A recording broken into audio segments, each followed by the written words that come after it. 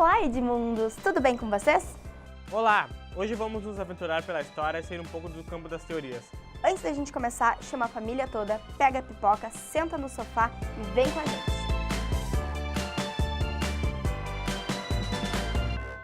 Hoje, como você já viu no título, o vídeo é sobre a Revolução Russa. Mas antes de explicarmos o que foi a Revolução Russa, é importante primeiro a gente explicar o que é uma revolução. Uma mudança política brusca, geralmente violenta, que resulta da derrubada de um regime e na luta da construção de uma nova ordem jurídico-política e socioeconômica. Normalmente é um fato que abala a ordem internacional, pelo conflito civil que acontece no país onde ocorre a revolução, e que obviamente desestabiliza o país totalmente, ao ponto de afetar a sua posição internacional. Os meios mais comuns para se chegar ao ponto do que está acontecendo no país ser chamado de revolução é quando é feito por levante popular, insurreição armada, golpe de Estado, transição política relativamente pacífica. A revolução não é apenas um mecanismo de conquista de poder político de curto prazo, é também um processo político e socioeconômico que transforma a sociedade inteira, de maneira profunda e que, como o caso de hoje, entra para a história. É importante estudarmos a Revolução Russa porque ela foi o evento político mais impactante e mais progressista do século XX, e talvez até da história.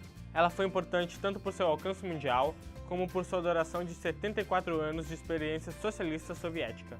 Embora a União Soviética tenha tido um fim, digamos, dramático, ela teve um impacto enorme na vida de milhares de pessoas. Hoje a União Soviética virou o Estado russo e até hoje sua história influencia diretamente nas relações internacionais. Essas influências são devido a uma nova configuração do Partido Socialista, que foi resultado da ascensão do Partido Bolchevique, gerada em um contexto marcado por guerras devastadoras que desorganizaram a maior nação do planeta, a Rússia. A classe trabalhadora não aceitava mais ser subordinada, por isso lutou pelo fim de um regime absolutista, onde o monarca, ou no caso da Rússia, o czar, governa todo sem o auxílio do povo, e conseguiu por fim a autocracia czarista. Isso foi super importante porque pela primeira vez na história, a teoria da luta de classes e ascensão do proletariado, levantada por Karl Marx, teria saído do papel e sido consolidada. Com isso, a Revolução Russa incentivou uma série de outros movimentos, também revolucionários e com movimentos legítimos do povo explorado contra seus exploradores, que foram ganhando espaço no cenário internacional e modificando as relações internacionais também, devido às novas estruturas que iam surgindo dentro de um dos países mais influentes do mundo. A Revolução Russa foi um movimento anti-autocrático, ou seja, poder que o czar mantinha somente para si, sem a comunicação com o povo, que aconteceu no ano de 1917, onde a classe trabalhadora cansou de viver de maneira miserável e submissa e, através de grandes ciclos de greves, paralisação de fábricas, conseguiu a desintegração do Império Czarista. A Rússia, recém-industrializada, sob o poder do Império Czarista, financiou a Primeira Guerra Mundial com o aumento de impostos, empréstimos externos e o aumento da quantidade de papel moeda em circulação. Com isso, o Estado saiu enfraquecido, pois esse financiamento e os problemas externos acabaram gerando problemas maiores ainda no país, como o aumento da inflação e má distribuição da renda, onde o dinheiro era mantido na mão dos donos de indústrias, o que acabou com o poder de compra da população, que além disso também não tinha mais abastecimento de alimentos básicos nas cidades. Assim, junto com todos esses problemas socioeconômicos no país, a classe operária vinha crescendo cada vez mais e não suportava mais o estado de miséria de uma das maiores populações do mundo na época. E em meio a um protesto em Petrogrado, atual São Petersburgo, o czar Nicolau II, a fim de conter os protestos, ordena que militares disparem na população. Partes do exército, em sua maioria soldados, apoiaram a revolução, o que levou a um caos que estima-se ter ferido 6.000 pessoas e matado mais de 1.500. Esta foi a última péssima decisão do czar, que com isso não teve mais como barrar a revolução que estava instaurada, levando à renúncia do czar. Essa primeira fase da revolução ficou conhecida como Revolução Branca. Peraí. Antes da gente prosseguir, é importante que você saiba que estamos apresentando a história de forma resumida, para que fique fácil de compreender e não fique cansativo. Mas se você quiser saber tudo, com mais detalhes e alguns dados anteriores da Revolução que também influenciaram no seu acontecimento, saiba que estamos deixando aqui embaixo vários links de sites, livros e as nossas próprias pesquisas para você se aprofundar na história. Continuando. Quem liderava essas manifestações era o Partido Operário Social Democrata Russo, POSDR. Esse partido era dividido em duas alas, social-democratas moderados, que eram conhecidos como mancheviques, que significava minoria por terem recebido menos votos, e por socialistas revolucionários de direita. E pela ala de esquerda dentro dos sovietes, comitês, que era composta pelos bolcheviques, que significa maioria por terem levado a maioria dos votos, e os socialistas revolucionários de esquerda. Esses eram eleitos pelo voto direto, como forma de representação, porém eram a minoria entre os delegados. Apesar de os mencheviques e bolcheviques lutarem pela derrubada do czarismo, os dois divergiam em algumas ideias. Os mencheviques, com a liderança de Georgy Plekhanov, acreditavam que a burguesia deveria liderar a nova república a ser constituída, após a queda do czar. Já os bolcheviques, sob a liderança de Vladimir Lenin, acreditavam que o governo deveria ser diretamente controlado pelos trabalhadores e pregavam a ditadura do proletariado, incitando a luta pela revolução como a única forma de se chegar ao poder. Com a queda do czar no poder, todo o sistema político russo teve que ser modificado. Logo após a derrubada do império, houve um período de poder dual, pois havia uma certa disputa de poder entre o partido menchevique e o bolchevique. Primeiramente, quem assumiu o partido provisório foi Georgy Lvov, cara, eu não sei pronunciar isso. Georgy, esse aí que tu tá vendo mesmo, não sei falar o nome, do próprio partido menchevique, com ideias de caráter liberal. Com isso, o partido bolchevique, liderado por Vladimir Lenin e Leon Trotsky, iniciou campanhas para obter o apoio popular, com a ideia de que todo o poder deve estar nas mãos dos sovietes, que é um grupo de proletariado, e acabou sendo visto como o que mais representava os interesses do povo, aumentando o número de membros rapidamente.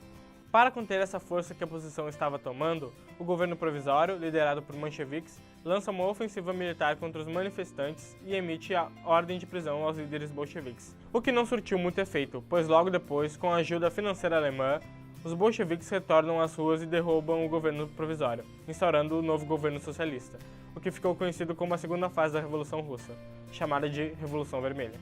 A partir de então, Lenin e outros líderes do partido promoveram mudanças nas estruturas políticas e econômicas do país. Ao mesmo tempo, um grande exército de proletários foi organizado para conter as forças reacionárias que se opunham à experiência revolucionária. A partir da tomada oficial do governo bolchevique no poder, esses tomaram medidas radicais e impactantes, como o pedido de paz imediato com a Alemanha, abriu mão de controle da Finlândia, países bálticos, Polônia, Bielorrússia e Ucrânia, atingindo o objetivo da Alemanha ao financiar os bolcheviques, que era a retirada da Rússia da Primeira Guerra Mundial, confisco de grandes propriedades dos ricos e da Igreja Ortodoxa e distribuídas para o povo, e a nacionalização de diversas empresas e declaração do direito nacional aos povos. Com isso, estava feita a Revolução Russa e iniciava-se o período da União Russa Socialista Soviética, ou somente União Soviética. Uma característica da União Soviética é o fato de que não houve uma democracia, e isso deve-se à necessidade de uma fortaleza para se manter forte e preservada sua soberania.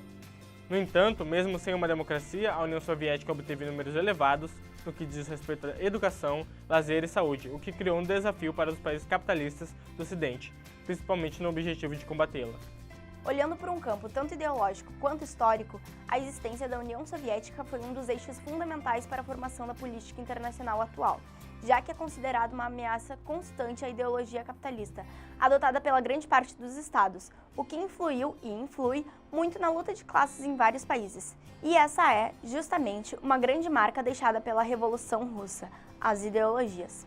Foi com a Revolução Russa que o comunismo e o socialismo se disseminaram pelo mundo como ideologias, tornando-se o centro de conflitos ideológicos que se sucederam anos depois, a Guerra Fria. Mas isso é um assunto para outro vídeo.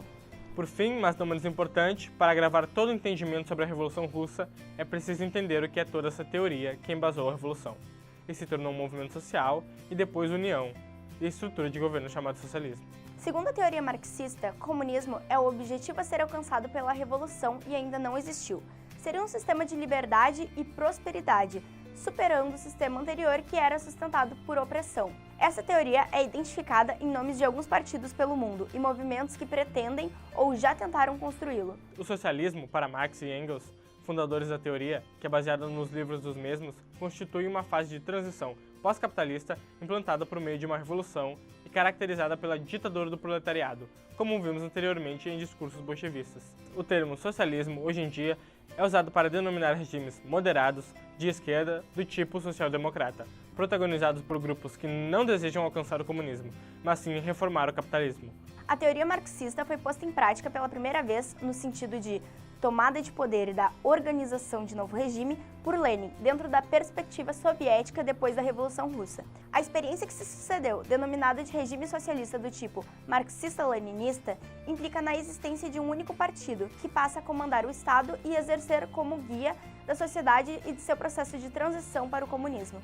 O que pode-se dizer que mais difere o socialismo do capitalismo é que no socialismo os meios de produção se tornam de propriedade coletiva e os bancos e comércio exterior são estatizados. A sociedade se torna um organismo único, com políticas de eliminação gradual das desigualdades e implementação da universalização de políticas sociais, na educação, na saúde, na habitação, no transporte público, no emprego e também no lazer. Então é isso, pessoal. Espero que vocês tenham realmente gostado do vídeo e não se esqueçam, esse ano está fazendo 100 anos da Revolução Russa e nós com certeza não poderíamos deixar de falar aqui. Se você tem alguma dúvida sobre economia, história, política ou qualquer coisa das relações internacionais, deixe aqui pra gente nos comentários que em breve nós responderemos todas. E se você gostou do vídeo, dá like aqui embaixo, clica no sininho do lado para receber todas as notificações de vídeos novos e compartilha com todo mundo para nos ajudar a crescer e produzir mais conteúdo para vocês. Siga a gente em todas as redes sociais e não esquece que tem bastante conteúdo extra aqui embaixo na descrição do vídeo para vocês se aprofundarem bastante no assunto. Fique com a gente para o próximo vídeo, pois estaremos trazendo mais conteúdos interessantes de maneira divertida para vocês, pois aqui estaremos sempre falando de tudo que é de mundo. Tchau!